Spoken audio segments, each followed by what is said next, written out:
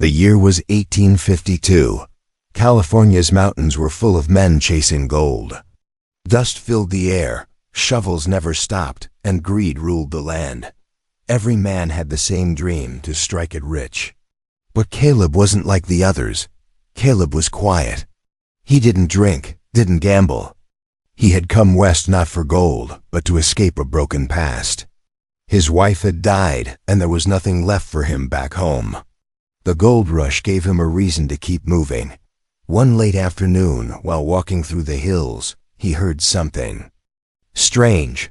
Not a shout, not a pickaxe hitting rock, but a soft sound. A whimper, like a child. He paused.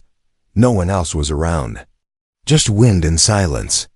Then again the sound, faint, sad. He followed the noise, stepping over broken crates, old tools and piles of dirt. A large mining cart had crashed near the rocks, half covered in soil and shattered boards. Caleb leaned down and carefully pushed some of the wood away. What he saw made his heart stop. Lying under the debris was a girl. But not just any girl. Her skin glowed faintly like gold, reflecting in sunlight. Her eyes were shut, and her body was curled up like a child hiding from monsters. She looked no older than 12, maybe younger. But her body was thin, almost fragile. Not human, not fully. He knelt beside her. "Hey, can you hear me?" He whispered. Her eyes slowly opened, big, bright, and completely violet. She blinked, staring at him, afraid. Then tried to move, but winced in pain. "It's okay, Caleb," said softly. "I won't hurt you." She didn't speak, just kept looking at him. Her lips trembled, and a tear rolled down her cheek.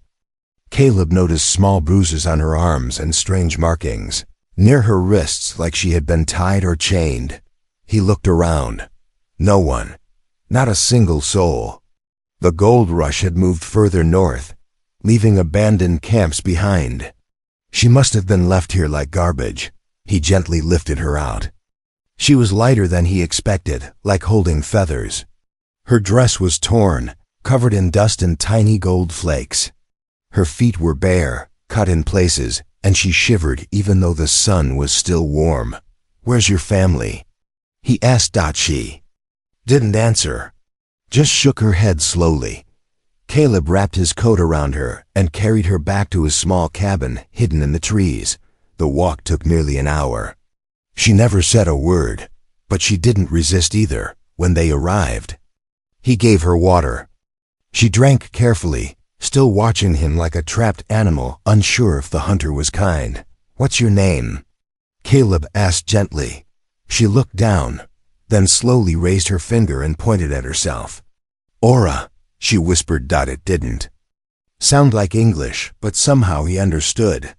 "Aura," he repeated with a nod. "I'm Caleb." That night, he made her a bed of blankets near the fire. She sat there, curled up, staring at the flames. Her golden skin shimmered in the light. Caleb couldn't stop thinking, what was she? An alien? A strange creature? A child from another world? Whatever she was, she needed help. As the fire crackled, he cleaned her wounds. She winced but didn't cry. Brave, silent, like she'd learned to suffer without making noise. "Who did this to you?" Caleb asked. She didn't reply, but her eyes darkened with fear. Outside, the wind howled.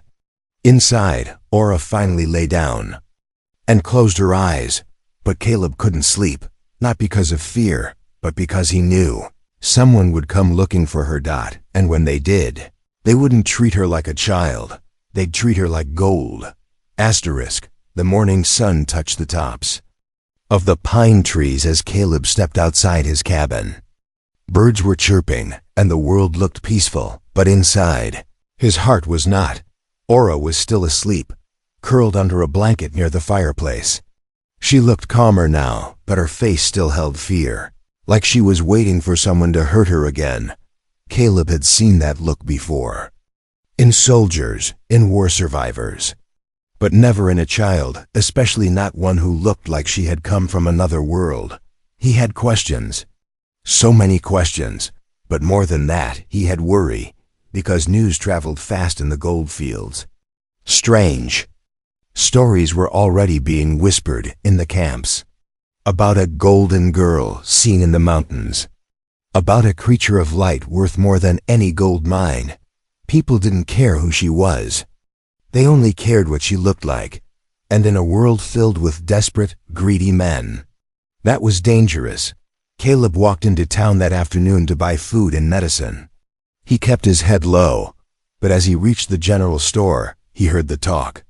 "You hear about the thing out near Dead Man's Hill?" "Yeah, they say it shines like sunlight, maybe a ghost." "Or a demon." "Nah, it's a girl. A rich man from back east is offering $500 for her." Caleb froze.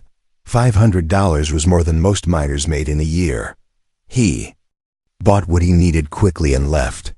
But now he knew they were hunting her. Back at the cabin, Aura was awake. She sat near the window, staring at a butterfly. Her eyes followed it gently, and for a moment, she smiled. A small smile, but... "Real, you like that?" Caleb asked. She nodded. "It's peaceful." Her voice was soft, not fully human. But it had warmth. "I need to teach you some words," he said, "so you can understand people better. For your safety." Aura tilted her head. "Why? I don't want to talk to them." He knelt beside her. "Because they don't understand you. And people fear what they don't understand." She looked away, sad. "They tried to lock me." "In a cage." Caleb's eyes widened. "Who?" She pointed toward the hills. "Men with red eyes and heavy boots. They called me Treasure, but I am not Treasure. I am just Aura." He nodded slowly. "You're right, you're not Treasure. You're someone who deserves to be free." That night, he boarded the windows, locked the door, and kept a rifle near the fire. But Aura didn't sleep. She stood beside the window, watching the stars. "Caleb," she whispered, "why do your people chase shiny rocks?" He sighed. "Because shiny rocks give them power. They think gold can make them happy. Will they hurt me to feel happy?" Caleb closed his eyes. "Yes, some of them will." She turned to him. "Will you hurt me?" He looked straight into her glowing violet eyes. "Never." Outside, an owl hooted. Inside, trust was growing. The next morning, the danger arrived. 3 men rode up the trail to Caleb's cabin. They didn't knock. They just stood there, looking around. One had a long scar across his neck. Another held a hunting knife openly. The third one smiled too much. "Evenin', mister," the scarred. One called out, "Heard you've got some strange things up here." Caleb stepped out with a calm face. "Nothing strange here but the squirrels." The smiling man laughed. "We heard a golden girl pass this way. Real pretty, real shiny, real valuable." Caleb didn't blink. "Ain't seen any such girl." The one with the knife stepped forward. "You sure? Word is she was hurt. Might need help. You're the kind of man who'd help a lost girl. Right?" Caleb's hand gripped the doorframe. "I help people, not property." That made the smiling man frown. "Well, if you do see her, let us know. Could make you rich." "I'm not interested in gold," Caleb said firmly. The men didn't like that answer. They left, but slowly. Watching, measuring, Caleb waited until they were gone before going inside. Aura was behind the door, silent. "They're coming back, aren't they?" she asked. He said, "They will. And next time, they won't be polite." Aura's hands glowed faintly. "I don't want to hurt anyone again." Caleb stared at her. "What do you mean again?" She looked away, tears forming. "When they first found me, I tried to escape. They bled." Caleb swallowed hard. She wasn't just a lost girl. She was dangerous if pushed. But she was also just a child who wanted peace. Now the clock was ticking. They had to run. Caleb packed in silence, food, water, maps, a compass. He didn't have a plan. Only one thought circled in his head. They had to leave. Now, Aura stood near the fireplace, hugging his coat tight around her small body. Her violet eyes watched him, quietly, as if she already knew this moment was coming. "They'll be back," Caleb said, "and next time they'll bring more men." "More guns," Aura nodded. "I know." "Do you have a place?" he asked. "Anywhere safe?" Aura looked down. "The ship. What's left of it?" Caleb's hands froze. "You had a ship?" She nodded again. "It crashed when we entered Earth's sky. My pod broke free. I landed far from the others." Caleb stepped closer. "Others?" "My family, my people. We were peaceful. But the crash, fire, screaming. I ran. I've been running since." Her voice was full of pain. Caleb felt a chill run down his back. "How far is the crash site?" "3 hills away. But it's hidden, deep." He looked at her, eyes firm. "Take me there." By midday, they were hiking through the rocky trail behind Caleb's cabin. The woods were dense, and shadows moved like whispers between trees. Aura walked quietly, barefoot, but never flinched. Caleb noticed how she moved like someone who had done this before. After an hour of climbing, she stopped near a cliff wall covered in moss. She placed her hand on the surface. The rock glowed faintly, then slid open, revealing a hidden path inside the earth. Caleb's mouth fell open. "Is this?" Aura nodded. "It's what's left." The tunnel was narrow at first, but it opened into a vast chamber under the mountain. The air was dry, heavy with the scent of burned metal and old smoke.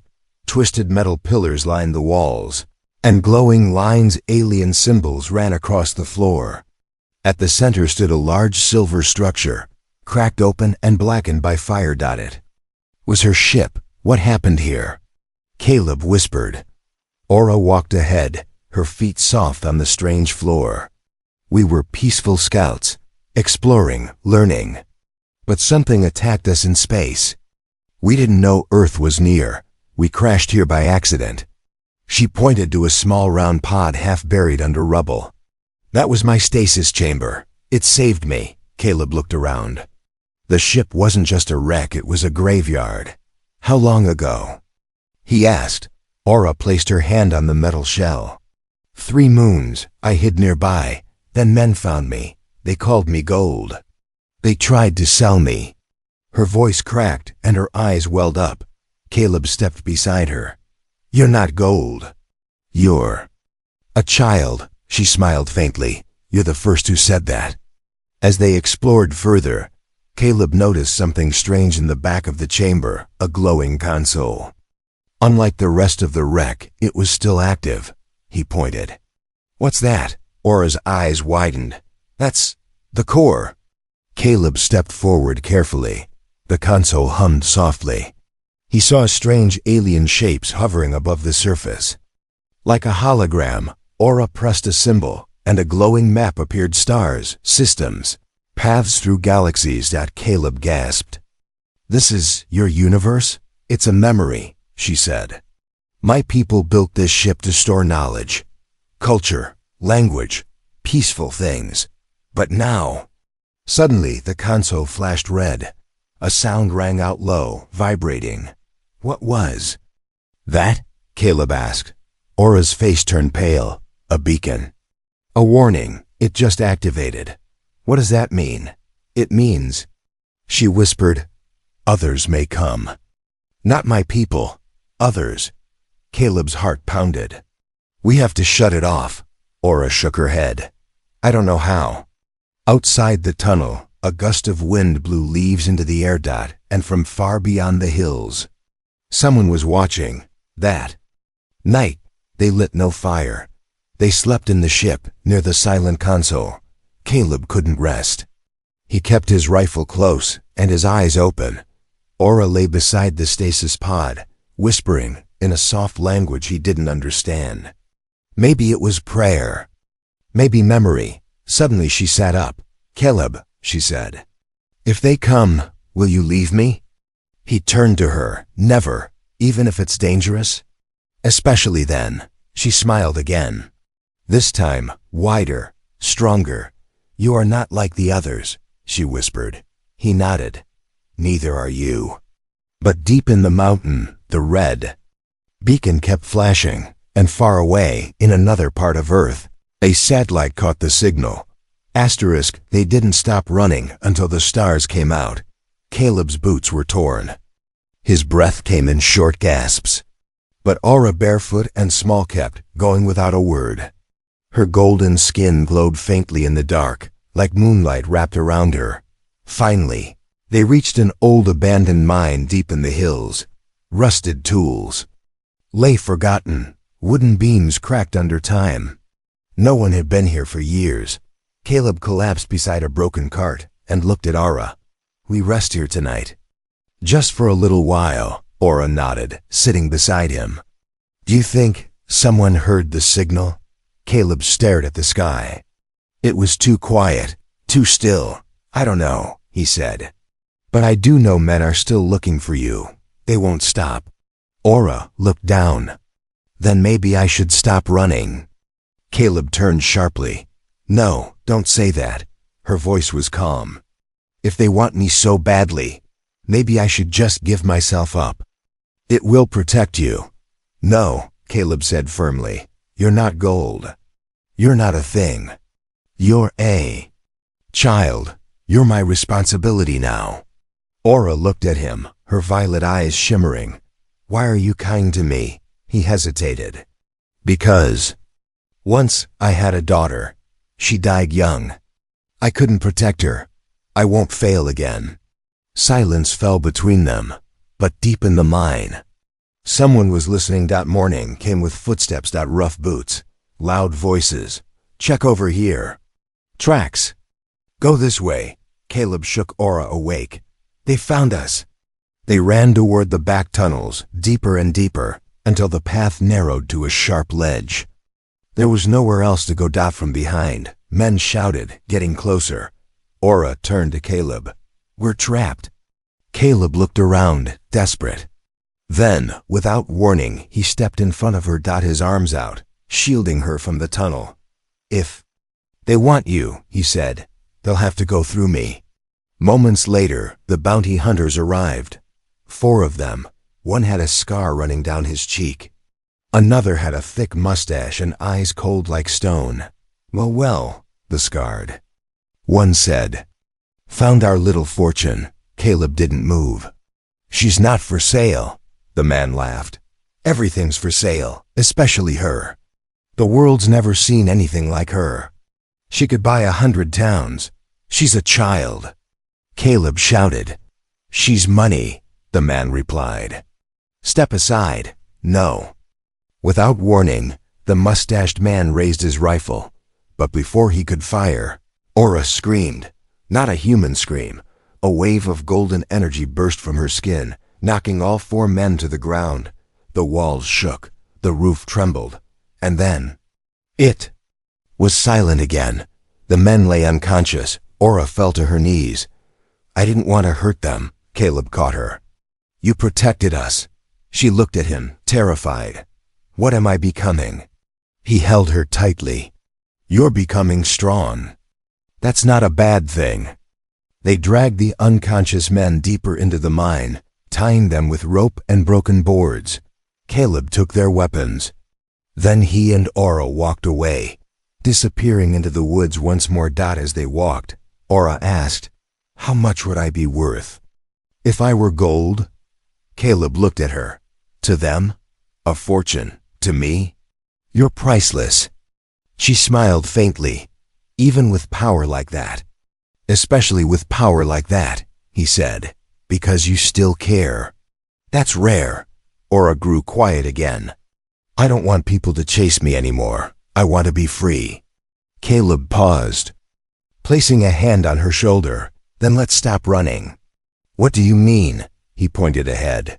There's a place north of here. Past the rivers. Old land, untouched. We build a home there. We live off the land. Hide, yes, but live too. Aura looked up. You would do that, just for me? He smiled. Not for you, with you. She held his hand tightly, and for the first time, didn't feel alone. But miles away, in a dark tent lit by firelight, a new man sat listening to the report. "She glows like gold," one of the hunters said. And that man, he risked his life to save her. The man leaned forward, his eyes sharp, his voice slow. "Bring me both, the girl and the human." He stood and walked to a large map marked with red circles and black lines. "She is no longer just a prize. She is proof that something far greater walks among us." He smiled coldly. "And I want it in a cage." The wagon rattled over broken paths, its wheels creaking under weight and time. Inside a locked cage, Aura sat silent, her wrists bound with glowing cuffs that burned cold against her skin. Her golden glow had faded, now dimmed by fear. Across from her, in another cage, Caleb lay unconscious, blood dried on his forehead. His shirt was torn. His hands were bruised. But his heartbeat was steady. They had been ambushed during the night. Caleb had fought like a wild animal, fists against rifles, but it wasn't enough. A dart had taken him down. Aura had screamed, her skin flaring gold again, but this time they were ready. The strange cuffs they used suppressed her power. She was no longer dangerous. She was valuable. The wagon rolled into a hidden valley surrounded by jagged cliffs. Dozens of tents lined the rocks, dark, expensive looking, rich. Men and women stood under oil lamps, whispering in hushed voices. They weren't miners. They were collectors, the kind of people who didn't come for gold. They came for what couldn't be bought until now. A platform stood at the center, guarded, lit, ready. Aura was pushed up first. She stumbled. Weak from hunger and sadness, that an old man in a fine black coat stepped onto the stage beside her. His voice boomed. "Ladies and gentlemen, today we present not a gem, not a relic, but a being from beyond the stars." Gasps rose from the crowd. "She's young, intelligent, able to glow, speak and possibly read minds, untouched, unknown. And now yours if the price is right." Aura looked at the crowd. They weren't looking at her like a child. They were looking at her like a thing, behind the tent. Caleb woke up. His head throbbed. His body screamed in pain. He reached up, found his wrists tied, but not too tight. He wiggled, twisted. His hand slipped out. One of the guards had been careless. Caleb moved fast. He grabbed a broken stake from the ground and used it as a club. 2 guards fell before they could shout. Blood on his hands. Dust in his mouth. But nothing mattered except one thing. Aura. He crawled through the back of the tent, past crates, weapons, and strange alien tech. Then he saw the stage, the light, the golden glow dot and her dot standing, shaking, alone. "Let's begin the bidding," the auctioneer said. 5,000, 10, 15, 20,000. The numbers flew, eyes widened. Greed poured like water. Aura's knees weakened. She whispered, "Please, I'm not treasure." The crowd laughed, but then a voice broke the silence. "She's not for sale." Aura's eyes snapped toward the crowd. So did everyone else's. From the shadows, Caleb stepped forward, blood dripping down his arm, shirt torn, but standing. "Alive, I saw it," he growled. "She's not for sale." Gasps, then silence. Then shouts, "Get him!" Who let him out? Guards charged forward. Caleb ran to the stage. He leapt up, kicked a crate into one guard's face, punched another in the throat. Aura's cuffs began to spark. "Touch me," she whispered. Caleb didn't hesitate. The moment his hand touched hers, the cuffs short-circuited and snapped off. Aura's eyes glowed bright. Then her whole body lit up like a second sun. The crowd screamed. Blinded, she screamed, too not in pain but in freedom. A wave of golden energy exploded out. The stage cracked. The tents ripped apart. People ran. Weapons fell. The valley shook. When it was over, only smoke remained. Caleb coughed, pulling himself up. Aura stood beside him, glowing softly again. But this time with calm. "I didn't mean to hurt them," she said, voice shaking. "You didn't," he whispered. "You scared them, and they deserved it." Aura looked at the ruins. "What now?" Caleb looked north. "We run again. But this time we don't hide. We find others who can help." Aura tilted her head. "Others like you?" He smiled faintly. "I hope not. One of me's enough trouble." She laughed softly, the sound like wind through leaves. But far above the valley, a drone hovered, recording everything, beaming it back to a screen in a dark room hundreds of miles away. There, a man in a long gray coat leaned forward and smiled. "So she's more than we thought," he said. Behind him, a red light blinked. "Bring me the girl," he said coldly, "and kill the man." Asterisk, the smoke still danced in the valley, rising like ghosts of greed. Trees cracked and tents burned. Caleb and Aura moved fast, leaving behind the ruins of the auction and the ashes of what could have been her prison forever. But freedom always comes at a price. As they ran through the forest, the sun began to rise. The sky was orange, glowing like Aura's skin had just hours ago. Caleb limped, still bleeding from the ambush. Aura stayed beside him, her small hand gripping his arm. "We can't stop here," he said through gritted teeth. "They'll be chasing us." Aura nodded. "I feel them, watching." She didn't mean humans, she meant others. The beacon buried deep in her ship, the one they failed to shut down, had awakened something. Something not from Earth. They reached a narrow pass between two cliffs. Below them, rivers rushed. Above, birds scattered. Suddenly, a sound shattered the silence, a low, mechanical hum. Aura turned her eyes skyward. In the clouds, a black shape moved, silent, sleek, and fast. A ship, but not hers. Not from her people. "They found us," she whispered. From the sky, a sleek alien craft lowered through the fog, no larger than a barn. It hovered, silent and menacing. A door slid open, revealing soldiers tall, armored, and masked. Their armor shined like obsidian. Each carried strange rifles that hissed and clicked. "Run!" Caleb shouted. Aura didn't ask questions. She grabbed his arm and pulled. The forest exploded with light behind them as the soldiers opened fire, beams of energy ripping through trees, leaving burning holes.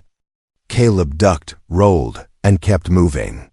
Aura shielded him with her body as her skin glowed again, creating a soft pulse that deflected smaller blasts. But she was tiring.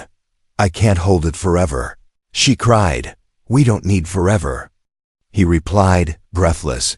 "Just one chance." They reached a hidden cave entrance near a waterfall. Aura recognized it instantly. This was the backup escape route from the ship. An old vent tunnel. My people built it in case of failure. Caleb didn't stop to think. He followed her in. The tunnel was tight, damp, and dark. Rocks crumbled under their feet. The sound of alien boots echoed behind them. "They're in the cave." A voice growled in a language Caleb didn't understand, but Aura did. "They want to take me alive," she said. "But not you." "Figures," Caleb muttered. "I'm not glowing enough for their collection." They kept moving. Deeper, faster, but the tunnel forked. Left or right?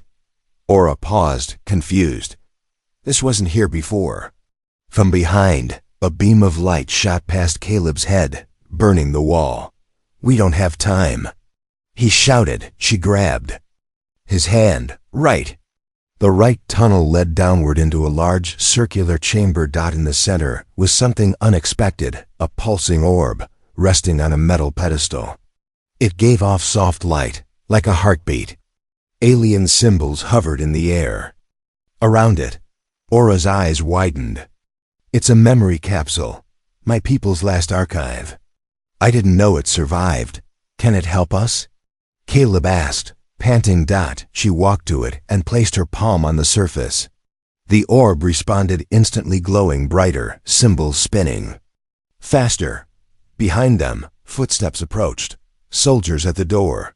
We're out of time, Caleb said. Aura turned. Her body now glowing brilliant gold, even brighter than before. I can use it, she said. Just long enough to send out a message, a warning, and maybe create a shield. Caleb grabbed her shoulders. Aura, they'll capture you. Not. If I blind them. He looked into her glowing violet eyes and saw no fear. Just strength. Go, she said, when I tell you. Don't look back. The soldiers entered the chamber, their weapons raised. Take the girl, their leader ordered. Shoot the human. Aura raised both hands and screamed. The orb exploded in light. The chamber turned white. Caleb shut his eyes and ran. Even through closed eyelids he saw the flash. Even through the roar, he heard her voice. Live. He burst out of the tunnel, tumbled down a slope, and crashed into the river below. Water swallowed him. Darkness followed. When he woke, it was night. He was cold, wet, alone. He gasped for air and coughed river water. Aura. He shouted into the darkness. No answer. Just wind. He sat on the shore, staring at the stars, blood mixing with river water. Tears fell silently.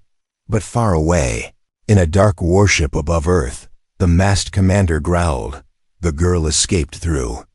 Light, we lost her, a soldier replied. The human survived. What now? The commander clenched his fist. He will lead us to her again. 3 weeks had passed. The rivers had quieted. The skies remained still. And the world had forgotten the girl who glowed like gold. But Caleb hadn't. He now lived in a tiny cabin deep in the northern hills, far from cities, far from war, far from eyes that only saw profit. His wounds had healed slowly, but not the ache in his heart. Every night he looked up at the stars. Every night he whispered her name. Aura. He didn't know if she was alive. He had seen her vanish in that light, bright, powerful, and final. Had she escaped to space? Was she hiding, or was she gone? But somewhere in his heart, he refused to believe she was dead. One morning, as snowflakes drifted gently outside his window, Caleb sat by the fire, carving a small wooden figure. It was her slender, arms stretched wide, hair flowing like starlight. Knock echoed on the wooden door. His hand froze. He hadn't heard another soul in weeks. He picked up his rifle, approached the door carefully, and opened it. No one, just snow, just trees. Then he saw it. Footprints. Small, barefoot. Leading into the trees. His heart raced. He dropped the rifle and ran after them. Through the cold forest he ran, slipping through snow and branches. The prince stopped at a clearing near a frozen stream. There, standing in the pale sunlight, was a small figure. Her back was turned, her body wrapped in a long coat. Her hair now longer, wind-kissed and soft. He stopped. Aura? The girl turned slowly. Violet eyes, golden glow, tears filled her eyes the moment she saw him. She ran. He opened his arms. She crashed into him, wrapping her arms tight around his waist, sobbing against his chest. You're alive, he breathed. I never left, she whispered. I was hiding, waiting. I had to be sure they weren't watching you. Caleb held her tightly. You came back. I always planned to, she said. You're my home. They returned to the cabin. He wrapped her in blankets. Made hot soup. She devoured it like a starving bird. What happened? He asked softly. I didn't know my powers could do that. The orbit didn't just send light. It shifted me through space. Just for seconds. I landed near the northern mountains. I hid, healed, watched. You found me? She smiled. I followed your voice. You called for me every night. I heard it. Caleb closed his eyes. I thought I lost you. Aura touched his face gently. You saved me. Again and again. Even when the world saw me as treasure, you saw me as a person. You're not treasure, he said. You're family. She smiled wider, eyes wet. That night, as the fire cracked softly, Aura sat beside. Caleb with her head resting on his shoulder. Will they come again? She asked. They might, he replied. But we'll be ready this time. I'm stronger now, she said. I can control it. My glow. My light. I'll protect you too. Caleb smiled. We protect each other. She nodded. Far above Earth, the alien warship floated silently. The commander stared at his screen showing an empty forest. No signs, no signals. No trace of light. They vanished, a soldier said. The commander's fist tightened. Let them hide, he muttered. The girl thinks she's free, but one day, the galaxy will want her again. He turned to the stars. And when they do, we'll be waiting. But in a quiet cabin, far from that darkness, a man and a glowing girl sat peacefully safe, warm and unbroken. Not rich, not powerful, but together. Aura looked up and said, Can we plant flowers tomorrow? Caleb laughed. In the snow? She grinned. They'll shine, he nodded. Then we'll plant them. Even if no one sees them but us. Because some things are too rare to sell, too bright to cage, too human to measure. She wasn't treasure. She was family.